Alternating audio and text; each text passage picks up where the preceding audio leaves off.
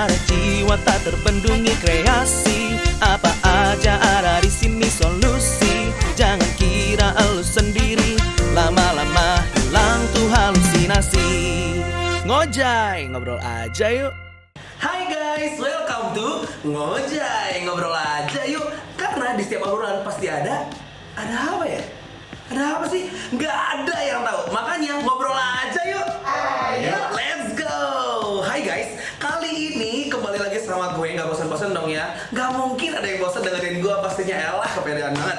Oke, kali ini kita masih ngomongin sesuatu yang penting. Sama-sama bilang penting. Waduh ya. Makasih buat yang ikutan jawaban penting ya.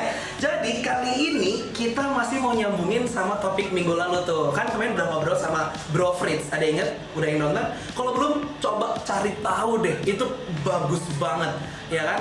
Kali ini kalau mengingat apa yang diobrolin sama Bro Fritz ya kan, tentang memprioritaskan waktu dengan baik, dan beliau juga sempat menotis satu hal bahwa dia sharing sama kita untuk ayo berfokus sama tujuan sama tanggung jawab utama kita, tapi juga ada yang penting, yaitu adalah jangan lupa memperhatikan faktor-faktor pendukung lainnya, yaitu support system dari sebuah komunitas. Nah ini nih yang kita bakal ngobrolin. Tapi gue nggak mungkin ngobrol sendiri, ya iyalah.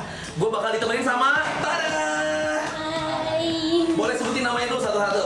Boleh. Hai guys, nama aku Ima dan Nama aku Andrew, teman-teman. Nah, kali ini gue bakal ngobrol sama mereka buat topik yang tadi gue udah bahas nih. Kita bakal ngomongin faktor-faktor pendukung si support system, yaitu bicara tentang komunitas nih. Ngelanjutin apa yang diobrolin sama Bro Fritz minggu lalu. Udah dengerin dong? Udah dong. Udah ya? Udah. Nah, jadi memang gue mau kasih sedikit bocoran dulu nih buat teman-teman. Kalau minggu lalu, untuk mengatur waktu itu yang paling penting adalah kita atur yang paling utama adalah tanggung jawabnya kita dulu nih. Tujuannya kita apa, so tanggung jawab utama kita taruh di situ.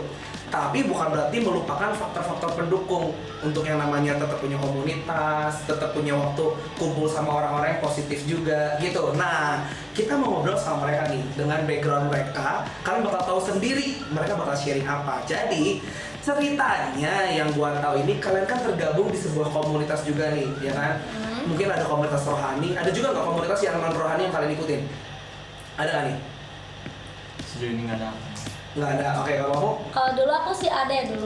Ada ya? Ada. Oke, jadi pernah yang namanya tergabung di dalam komunitas-komunitas ya kan? Mungkin ya kayak gue pribadi nih, dulu pun gue banyak punya komunitas yang non rohani juga. Cuman akhirnya terpangkas satu persatu. Yang akhirnya tinggal stay. Yang gue lihat yang vibes-nya yang positif-positif, karena kalau yang udah yang auranya udah kurang positif kayaknya juga nggak nyaman gitu ya. Nah tapi kalau gitu gue mau fokus lebih ke yang komunitas yang rohani ini nih, salah satunya yang namanya ditulis sama Fritz juga. Mereka ini guys tergabung di komunitas rohani juga, tapi mereka juga melayani di sebuah komunitas yang mereka mereka memimpin di sana, yaitu di PMK istilahnya, Persekutuan Mahasiswa Kristen di kampus mereka, ya kan? Nah, yang pertama, gue mau minta pendapat kalian dulu nih, sebelum kita ngobrolin lebih jauh gitu ya, kayak Sabang sampai Merauke gitu ya. Menurut kalian pribadi nih, kenapa sih merasa kalian tuh perlu memiliki komunitas yang positif gitu? Dan akhirnya kenapa kalian sampai akhirnya mau melayani komunitas lagi juga gitu? Boleh nih, ladies first deh. Wow. Oke. Kalau dari aku sih ya, kenapa harus ikut komunitas ya? Iya. Nah yang pertama, kalau dari aku kan ceritanya nih, aku kan dari luar kota gitu. Jadi pas aku kesini benar-benar gak punya siapa-siapa, gak kenal siapa-siapa gitu, gak punya teman gitu. Nah, waktu aku masuk ke dunia kampus gitu, kan emang zaman-zamannya tuh masih pandemi ya, jadi masih online tuh. Jadi emang bener-bener belum punya teman sama sekali gitu. Terus kan emang untungnya si kampus aku tuh nyediain si PMK gitu. Jadi, oh mungkin ini salah satu jalan buat aku buat bisa punya temen gitu ya, punya temen. Jadi aku gabung kan. Nah, habis aku gabung, aku ngerasa wah nyaman juga ya, ternyata punya teman-teman gitu yang bisa saling support juga, terus bisa bantuin tugas juga gitu. Wow. Bisa main juga gitu. Ah, iya, itu seru tuh. Serunya tuh karena kalau punya teman mainnya gampang gitu. Bisa main, bisa sharing kayak gitu sih kalau dari aku. Oke, kalau dari lu Truk? Kalau dari aku pribadi, kenapa sih pentingnya komunitas menurut aku pribadi? Karena apa ya, masuk kampus juga kan, apalagi dari SMA ke kuliah kan bukan hal yang mudah ya. Iya. Karena pasti pertemanan juga berubah lagi. Kalau SMA kan temennya masih sekelas tetap sama itu lagi. Tapi kalau di kampus kan mau mata kuliah A ke B ke C pasti beda-beda tuh teman kelasnya. Oh Ya gitu? kan? Kampus Iya. gua enggak? Kampus aku gitu Oh, jadi beda. oke. Jadi nanti mata pelajaran A temennya ini nanti ke mata pelajaran B itu beda lagi teman-temannya. Oh wow. Karena beda-beda. Jadi kenapa penting komunitas karena ya kan kurang bisa berbaur ya kalau di kelas di mata kuliah Iya. tersebut ya. Apalagi banyak harus kenalan lagi kan susah gitu ya. Iya. Makanya kenapa penting komunitas ya enak itu udah masuk ke PMK temennya kan pasti itu lagi diajak ngobrol asik, diajak main Dan udah ketemu yang sefrekuensi ya. frekuensi juga terus Iya. mau diajak ke nongkrong juga kan enak gitu nggak ribut nanti siapa yang namanya lupa lagi kan jadi mendingan di PMK aja gitu. Oke, jadi salah satunya untuk komunitas rohani yang kalian lagi notice di sini adalah PMK gitu ya. Nah, jadi buat teman-teman yang udah kuliah juga pasti nggak bingung PMK itu apa, pasti pernah dengar ya kan. Karena dulu pun gue juga terlibat di dalam PMK juga gitu, bahkan juga aktif gitu. Wow, si paling aktif ya kan. Aktif ya. Jadi iya dong ya kan. Jadi memang kalau yang gue boleh tangkap dari jawaban kalian berdua salah satunya ya gue biar punya teman yang udah pasti sefrekuensi sama gua di sini gitu ya. Dan di sisi yang satu juga ini komunitas yang rohani juga yang bisa mendukung kehidupan kita juga. Jadi bukan cuma sekedar teman-teman kumpul yang cuma buat ngabisin uang untuk cuma sekedar main doang gitu ya. Oke, tapi di luar tentang PMK bicara tentang kalian juga tergabung di dalam sebuah komunitas rohani juga gitu ya. Menurut kalian nih dalam hal kita memperhatikan komunitas yang kita pilih, kan kalau tadi yang mau gue bahas adalah komunitas ini menjadi support system, ya kan? Keberadaan gua di komunitas ini tuh jangan cuma sekedar ya udah yang penting grup WA gua ada punya grup nih, kan bukan cuma sekedar gitu dong. Tapi biar gua punya circle yang bisa mendukung kehidupan gua, membantu gua lebih naik juga dan atau mungkin gue mendampakkan diri buat orang-orang. Menurut kalian sendiri, apa sih hal-hal yang harus diperhatiin dalam memilih komunitas yang benar? Lu dulu gantian. Memilih komunitas yang benar ya. Iya. Yang pasti kalau ini mah kriteria aku ya komunitas yang benar yang pasti yang pertama setiap kegiatan juga positif maksudnya ya nongkrong juga nggak cuma sekadar nongkrong habisin uang ya ada sharing lah yang bisa nambahin value hidup kita gitu karena kan kalau cuma nongkrong doang tapi pulang nggak bawa apa mah sama aja lah ya kan cuma ngabisin uang gitu.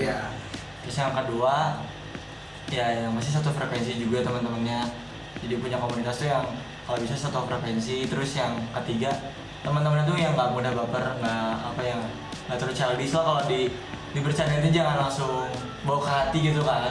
Oke. Gitu sih. Kenapa yang nomor 3 tuh penting? Gue jadi penasaran nih. Karena kan itu bisa jadi satu perpecahan juga kalau dia terlalu baperan kalau menurut aku ya. Karena misal kita cuma sekadar bercanda kayak yang lain pada nganggap bercanda tapi salah satu orang ini nganggap serius tuh ntar yang ada dia yang bakal keluar kan atau enggak kitanya jadi nggak nyaman sama dia gitu. Oh, takutnya di beberapa momen ada kekuatan yang Iya. terjadi jadinya ya. Oke. Terus apa lagi? Udah sih tiga itu. Oke, kalau menurut kamu gimana? Kalau dari aku sih milih kriteria komunitas yang baik menurut aku ya berarti. Kalau komunitas yang baik menurut aku sih sedikit nambahin aja, paling kan emang udah bener ya kegiatannya tuh positif, terus juga kita nggak buang-buang waktu juga lah, ya kita pulang emang ada sesuatu yang kita tangkap juga gitu. Terus komunitas yang baik menurut aku itu komunitas yang bisa ngembangin diri kita juga gitu. Jadi kita di komunitas tuh bisa bertumbuh juga gitu. Kita tumbuh bareng-bareng, saling support juga gitu. Contohnya kayak apa ya? Misalnya kita benih nih, satu benih. Terus kita Serius nih, bener nih. kita di misalnya tanah yang subur itu adalah satu komunitas gitu. Kalau misalnya kita benih dimasukin ke dalam satu tanah yang baik lah gitu. Nah kita pasti bakal lama-lama kan bertumbuh gitu ya. Iya. Tapi kan sebelum kita bertumbuh itu pasti ada kayak bukan rintangan sih, lebih kayak apa ya namanya? Bukan digesek sih, kayak apa ya? Kayak ada gesekan-gesekan lah misalnya dari teman-teman kita. Nah itu yang bikin kita jadi bertumbuh gitu, biar kita bisa jadi dampak juga. Bahwa untuk namanya bertumbuh tuh nggak instan Iya, ya, pasti nggak ada instan. prosesnya. Iya, ada juga. prosesnya, Gitu. aduh. Oke, gua menemukan jawabannya, ya kan? Iya kayak gitu. Oh, jadi menurut kalian yang paling penting adalah lihat circle-nya ini positif atau enggak dari kegiatannya, dari mungkin juga orang-orang yang terlibat di dalamnya, gitu ya. Karena yang kalian butuhkan dari sebuah komunitas adalah ini komunitas bisa buat gue lebih maju atau enggak, bikin gue bertumbuh atau enggak, dan sebaliknya di tempat ini kira-kira gue bisa mendampakkan hidup gue atau enggak, gitu ya. Oke, itu poin penting tentang yang namanya memilih kriteria komunitas nih ya. So kalau gue pribadi nih ngelihat mau nanya, kalian melihat komunitas yang kalian terlibat di dalamnya, menurut kalian tuh udah komunitas yang best belum nih? Kalau yang kalian lagi jalanin gitu, misalnya kayak tadi kalian juga terlibat di PMK, terus kalian kan juga ikut connect group ya, ya. Menurut kalian tuh gimana nih? Udah masuk kriteria kalian belum? Oke, dari aku dulu. Boleh.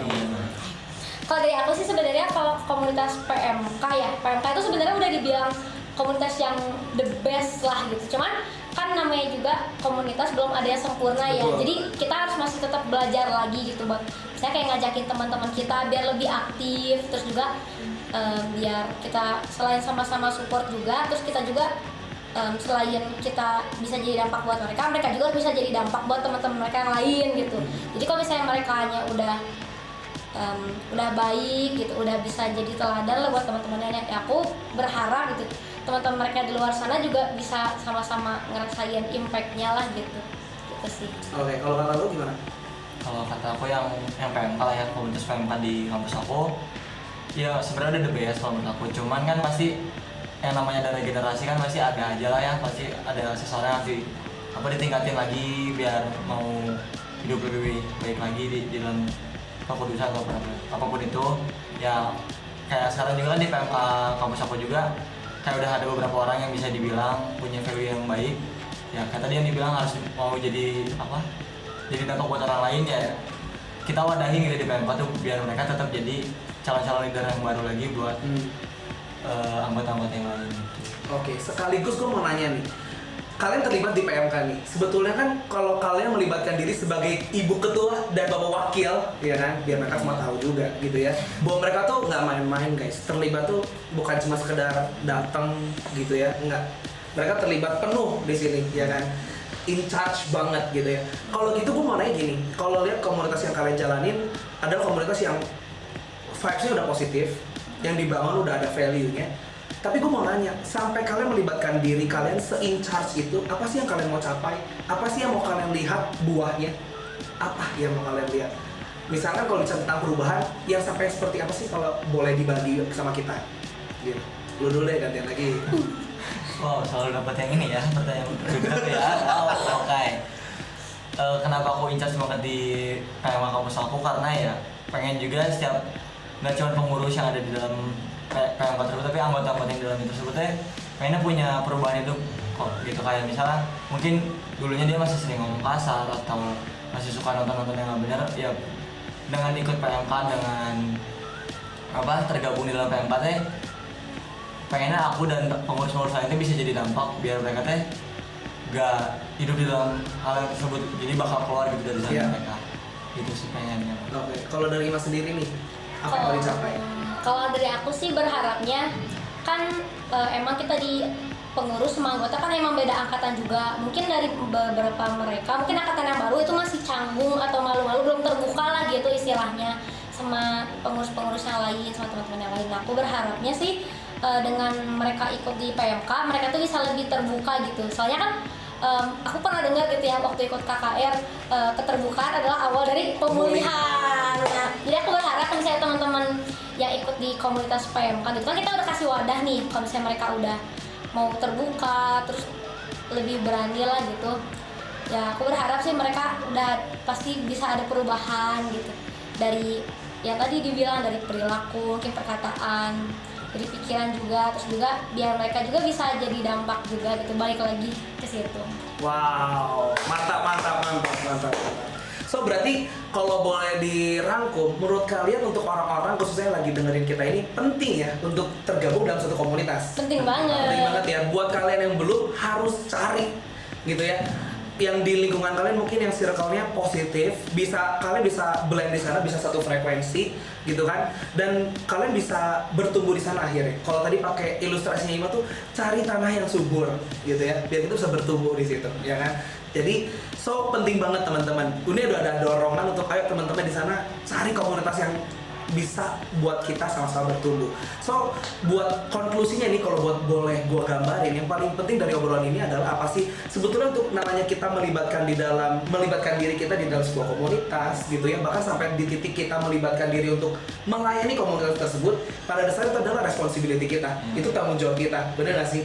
Karena jangan sampai kita cuma terlibat berhahi gitu dong, enggak gitu ya, tapi kita lagi mau membangun diri kita, karena itu salah satu bentuk kita bertumbuh artinya, ya kan?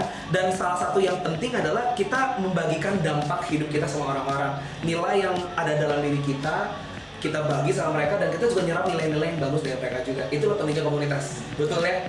Oke, so itu yang paling penting teman-teman, pastikan kalian terlibat di dalam sebuah komunitas. Oke, ngomongin komunitasnya kita cukupin dulu nih, ya kan? Ini udah spesifik banget, so pasti teman-teman ada di komunitas yang benar. Gue mau kasih pengumuman sebelum kita berakhir.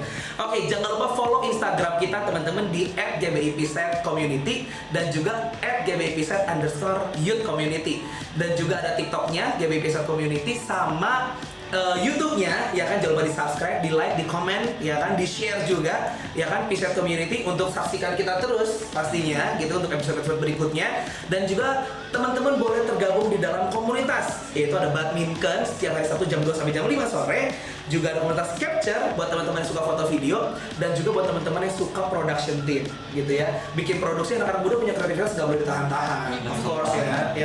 So teman-teman boleh tergabung tuh, boleh belajar bareng-bareng sama kita di sini. Dan juga yang paling penting, jangan lupa saksikan terus Ngojai setiap hari Rabu jam 8 malam, ya kan? Boleh lihat di YouTube-nya. So kalau gitu jangan lupa moto kita, stay positif, bye-bye halusinasi. Dah. Ekspresi karena jiwa tak terbendungi kreasi, apa aja ada di sini solusi. Jangan kira elu sendiri, lama-lama hilang tuh halusinasi. Ngojai, ngobrol aja yuk.